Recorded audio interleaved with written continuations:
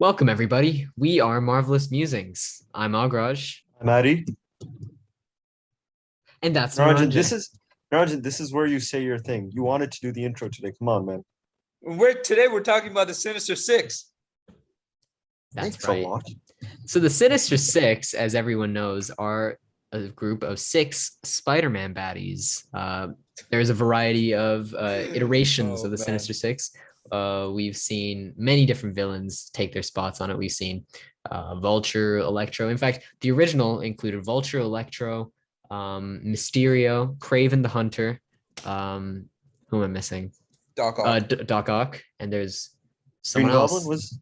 Green Sorry, Goblin. I'm not. No, Green it wasn't. no, Green Goblin wasn't one of the original ones. Sandman. Sandman. He's the forgettable one. No. And hopefully, we will be seeing the Sinister Six come up in No Way Home. Right. So I guess just to start, let's talk a bit about who we What think we have so far. What we have is in terms of knowledge on the Sinister Six, the possible Sinister Six in No Way Home. Let's start off with. Let's go chronological order. We start off with Green Goblin. Yep. So what do you think of this guy, boys? I mean, he's obviously in it. This is confirmed. He's going to be in it. It's Willem Dafoe. We heard the laugh. Yep. We heard that. We in that trailer. We heard that. That was actually really spot on. Good job.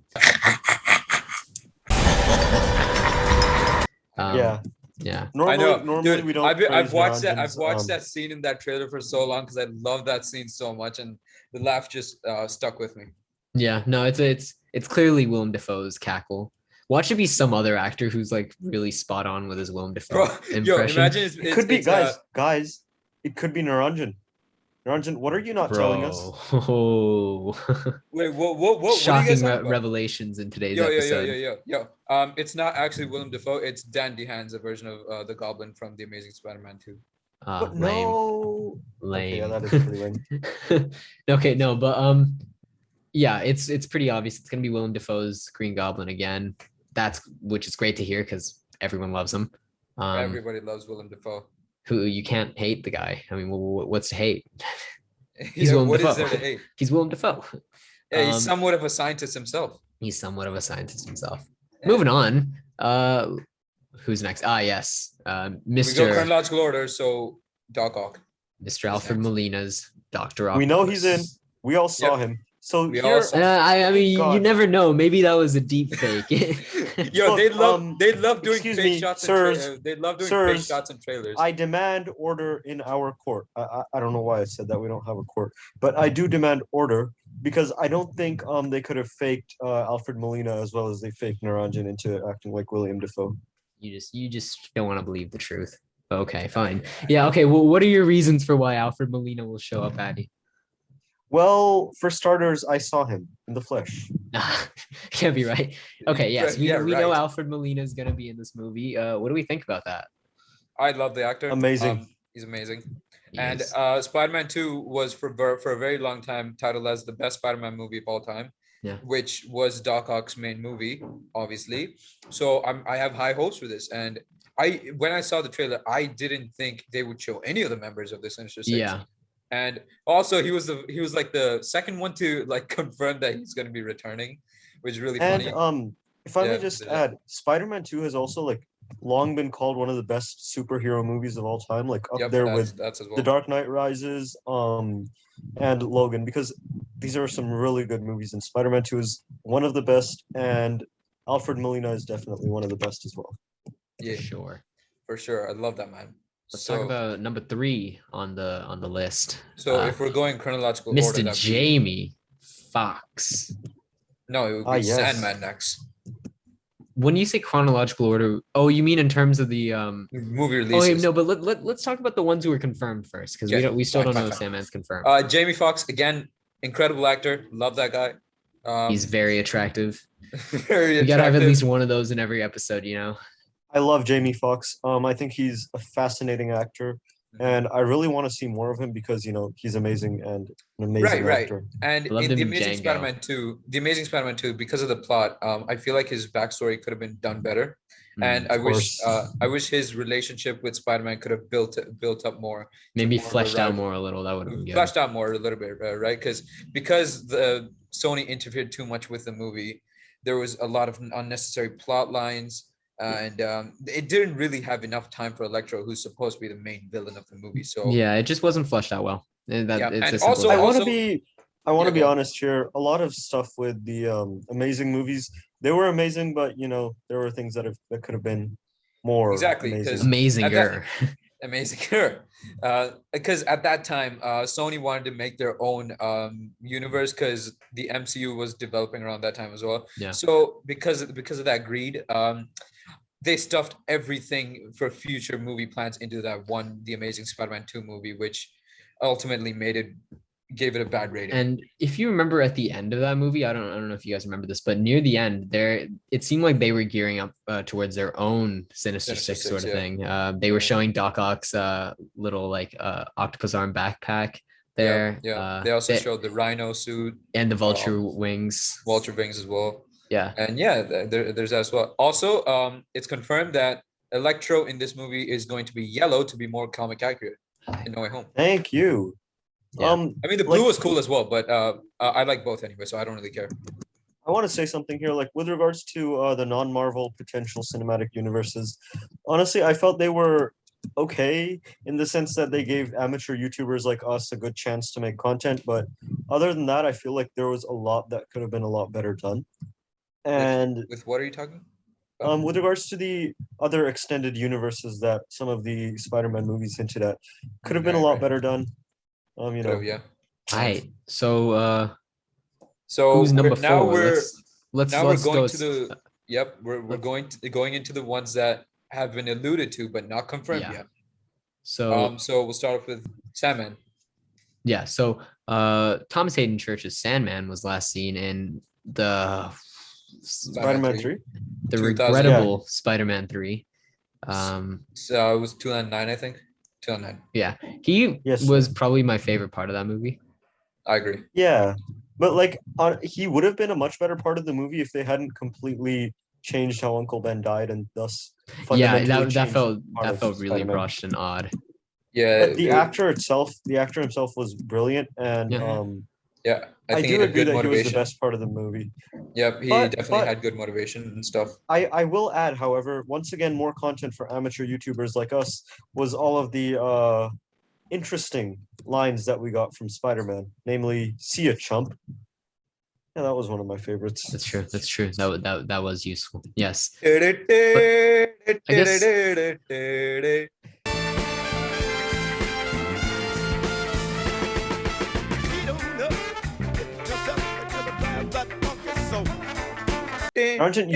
Naranjan, you will be cutting this, or I will come to where you are and I will whack you.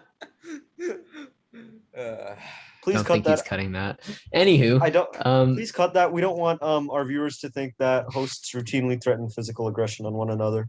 All right, stop talking. All right, go on. Yeah, and I guess they're gonna need to de-age him. Because he looks pretty old now. He's got gray hair and stuff. So yeah, they did de-age Molina, but yeah, they'd have to de-age what do you call it? What's the name? It's fine. It's doable. It's doable. Yeah. It's not bad. And let's talk. Yeah, let's get on to the Lizard. The Lizard. What's there to say? He's big. He's mean. He's British. Big green. I don't know. This is a very unpopular opinion, but I really enjoyed the Lizard in the Amazing Spider-Man movie. Yeah, I thought. Me too. I thought, what's his name? Reese Ifans. Let me just say this because I feel like we've been seeing unpopular opinion, but I really enjoyed X Actor a lot these days. So I just want to say this: a lot of what we enjoyed, I feel like we would have enjoyed a hell of a lot more if the scripts had been better done. Because like all of these people, like you don't get selected for a movie like Spider-Man without being one of the best actors in the world. So. Right, yeah. Hence Jamie Foxx, hence Andrew Garfield, hence. Goes on to keep naming all the Amazing Spider-Man cast. No. Emma Stone. Actually, Emma Stone is a good example of that. Yeah, okay, but yeah, Anyway, but I think the Amazing Spider-Man movie, the script in that was pretty, I would say, between good and decent. I would say the Amazing Spider-Man 2 script is what I really don't like. Hmm. But I think the first movie, the first Andrew Garfield the Spider-Man movie, I think it had a pretty decent script. Yeah, and I think I like Reese Ifans Mhm. Kirk Connors. I think he did a good job. I think I would be happy to see him back Right. if And his he is motivations are Definitely. perfectly reasonable as well. Being a mad scientist, he's always in the lab trying to fix it, trying to grow an arm out. I Mhm. forget whether he was born without an arm or if he lost it. I'm sure he lost it or something. Yeah, And overall, I think his design in the Amazing Spider-Man movie was pretty decent as well. yeah. They did it. A lot of people don't like the design, and I think they did a good job to make it yeah, I more. think they did a good job as well. They did a good way to merge like lizard characteristics with human characteristics. Yeah, and Pretty decent. in the comics, there's moments where you'll see the lizard, Kirk Connors, with his lab coat on. They also do that Yeah. towards the end where they show And him I with also that. like this really nice detail they did. With I don't know if you guys noticed this or not, but the lizard's hands in the movies, his actual hand that he already had, it has 5 fingers, but the one he didn't have that he grew, it only has 4 fingers. It's a really Oh, nice detail I think they had that's in. funny. Yeah, that's Yeah. cool. Yeah. And what else? Yeah, overall, I think he was pretty good, and I'm excited, and I'm hoping we see more of him because I really enjoyed the lizard in the Amazing Spider-Man movie. His motivations were nice, and design was pretty good, and overall good enemy towards Spider-Man. Well, okay. Here's a cute little segue right here. Speaking of big, massive behemoth villains, Venom. Venom, yes. Venom. Okay, Yeah. no, actually, you know what? I haven't seen Venom yet, so I'm Close just your gonna ears. dip at this point. I'm gonna dip at this point. So, yeah. Okay. Okay. Let's Oh, continue. okay. Okay. Yeah. Okay. I thought he was leaving. No, by dip I meant like I've muted myself. I've muted myself. Okay. Okay. Well, in Well, terms, we haven't seen Venom either, but we've seen the post-credit scene. yeah. So, our co-host Addie doesn't want to be spoiled about what happens in the post-credit scenes of Venom, so we're not gonna. At the end of the movie and during the post-credit scene, we see a multiversal shift occur, and The same kind of design and sound Yeah. effects used in the trailer for Yeah. No Way Home. and Tom Hardy's Venom wakes up in he was already in some shady motel room, and he wakes up in this sort of paradise looking hotel on like some sort of a resort sort of thing. Resort, yeah. Yeah, and on the TV is J. Jonah Jameson and the Daily Bugle reporting on Spider-Man being unmasked, and we see Tom Holland Spider-Man without his mask, and Venom creepily walks towards the TV and licks him. Delicious. Actually, Delicious. no, fuck Tom Holland. Point being, Venom is confirmed for No Way Home now. Pretty cool. Right. Allegedly confirmed for No Way Home, but I don't think there's a reason to say. I don't think we need to say alleged. They showed him. They showed the multiversal shift. It's right, or they could be setting up like Venom 3 somehow with this because they might be doing that. Tom Hardy did say his goal with Venom 3 was to have Tom Holland in the movie, and that could happen regardless if you think about it. Yeah, I do agree, but the thing is, if he's already worked in well, I can't really say that, but if he knows he's going to be working with Tom Holland in No Way Home, and the filming for No Way Home is already finished, then I don't think he would have a reason to say this. I mean, there still could be reasons because maybe he just wants him in his own movie and stuff like that. But I gotta say, all the villains we've discussed so far that's allegedly confirmed or / confirmed, they have grudges against Spider-Man, while Tom Hardy's version of Venom has never met Spider-Man. I think what might end up happening is Venom licked him because he may want to merge with Spider-Man. That's also possible. So I'm listening here again. And I would like to say I've avoided most of the spoilers. I think what Agra just said with regards to Venom maybe wanting to bond with Spider-Man is going to be one of the key points of the movies because Venom, I believe, does try to join with Spider-Man. They did show this in Spider-Man 3, and while that was a rushed movie, I think it's not implausible. I mean, Venom wants the peak human. Venom wants a perfect connection above all. And Spider-Man it'll probably be something like Venom bonds with him and they realize they're not a good fit. or something like that. And in the end, Venom goes back to Tom Hardy, and maybe they join up together. If he's in No Way Home, it's possible they join up together, and he helps him fight the Sinister Six. Yeah, so but I wanted to talk about this actually. Yeah, go on. Because what I'm concerned here is Spider-Man 3 syndrome, essentially, wherein they have way too many villains. Sinister Six would be amazing, but like, I don't see how Marvel is going to be able to effectively explore all of them. It's hard. Here's what I feel. I feel like we're gonna get one more Spider-Man movie, and this movie is gonna introduce all of the Sinister Six, just so that that would be a good way to do it. Overwhelmed. That would be a good way to do it. I think what there wasn't enough of in the previous movies was sort of better backstories for all the characters that led, especially the Amazing Spider-Man. There wasn't enough of a backstory there for us to feel a connection to those characters to make it more powerful when they all join up together to fight Spider-Man. Maybe they can do that through this movie. Maybe they can give them a reason to want to fight him. I must say, Spider-Man, this is by far the best on-screen version of Venom I've seen so far. Venom? No contest. Oh, Venom, right? Oh, yeah, on screen, Tom Hardy. For sure. Yeah, I agree with that, because I mean his only competition was Spider-Man 3's Venom, which was horrible. And hey, don't make fun of Topher. I mean, sure, it's not Topher Grace's fault. Yeah, I didn't blame the actor. It's just that version of Venom wasn't it. You're right. You are right. But I think genuinely, even if we weren't comparing to Topher Grace's, which it wasn't the best. I think it's still a really good Venom. And I know some people are going to disagree, but that's my opinion. Yeah. Again, expanding on the too many villains in a movie plotline. Again, you're right. It can be making a Sinister Six movie like this can be difficult because again, there's going to be too many villains. They got to handle backstories a lot.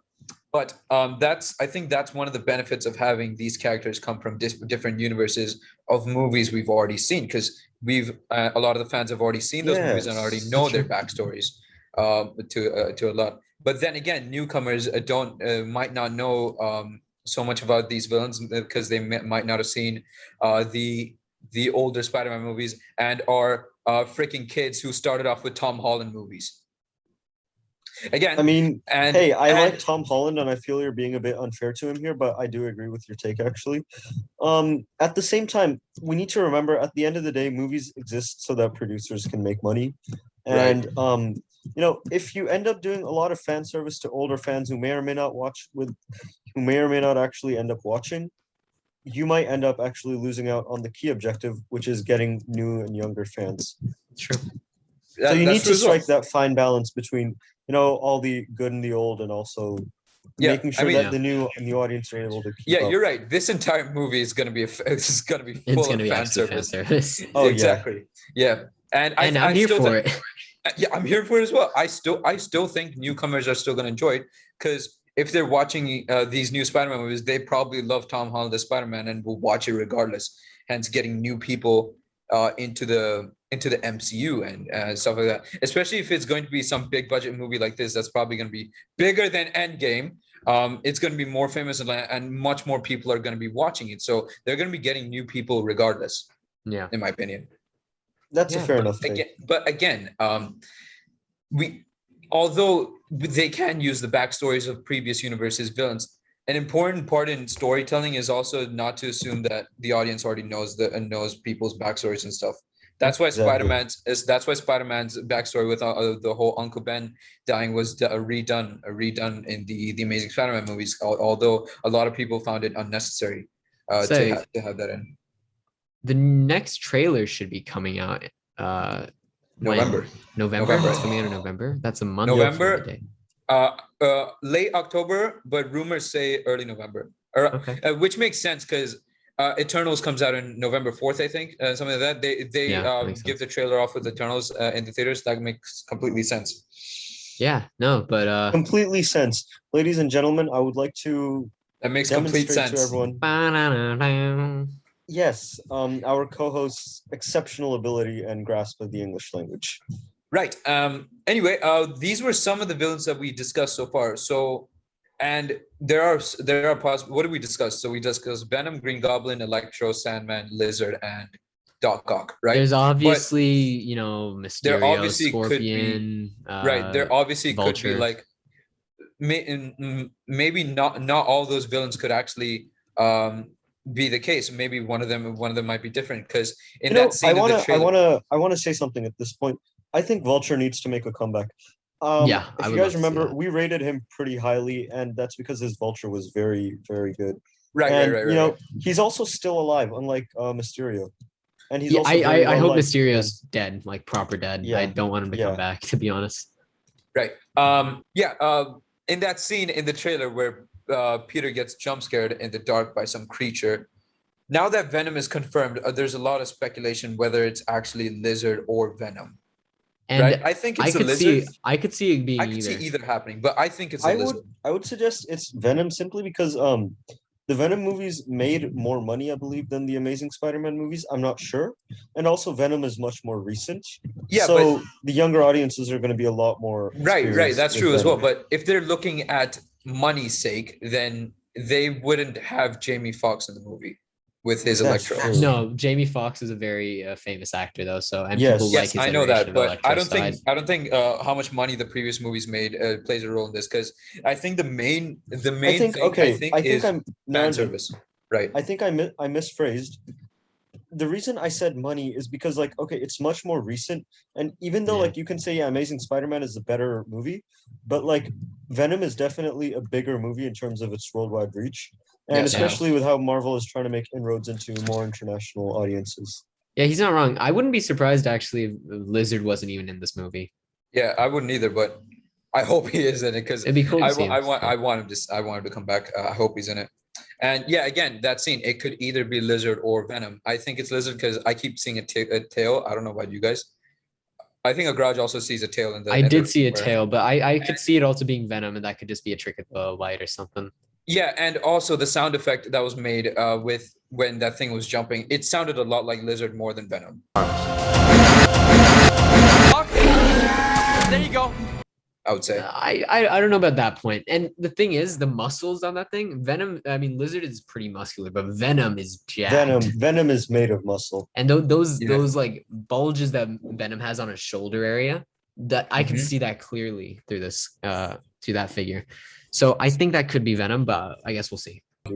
All these villains are going to be having grudges against Spider-Man, so it only makes sense that they're villains that either Tom Holland has faced or the other two variants of Spider-Man have faced. So, if I'm being completely honest, I think by the next trailer, Marvel might as well just reveal Andrew Garfield or Toby to us. Exactly. Guys, come on, just do it. Come on. I know there's a lot of people that think they're not going to be in it. I swear, dude, there's still going to be a lot of people, even after the second trailer, even if they reveal Toby and Andrew in the second trailer, there's still going to be people who are going to deny it. I think it's fair to have, doubts just to be on the safe side. It's not impossible. I've seen a lot of videos claim that it is impossible to do VFX design that well. It is possible to do it that well. It's hard. It's extremely difficult. You'd have to be extremely talented. Bro, you had to have so much free time to do that. Who just someone who wants to get a lot of views on a video and thus a lot of money, bro? I don't think it's fake. I'm sure you guys don't think it's fake. I don't think it's fake. I would like to make the exception that you don't want it to be fake, and I think that's important to acknowledge as well. You think that video is fake? I'm not saying that it is or it isn't. But it's important to consider the fact that it could be false, to not let your hopes get up. But dude, VFX this high, I don't think it's. I don't think it's gonna be fake. Obviously, I don't want it to be fake. But again, looking at that 8K video, I don't think it's fake.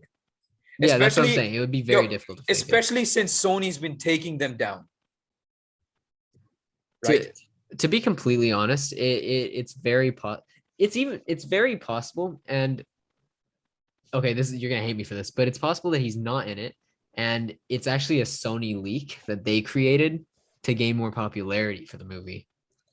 I think that's actually one of the smartest possible options. Sony has a lot of haters already, and I think Sony has a lot of haters, but no one would know that they did this. This is huge conspiracy theory stuff. If Bro, again, I mentioned this in previous episodes. If they don't show them, they're gonna get a lot of hate, right?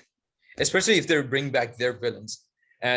But the thing is, people can't hate them because they guys. Let's also remember. Hate leads to attention. Attention leads to people going to the theaters and watching it.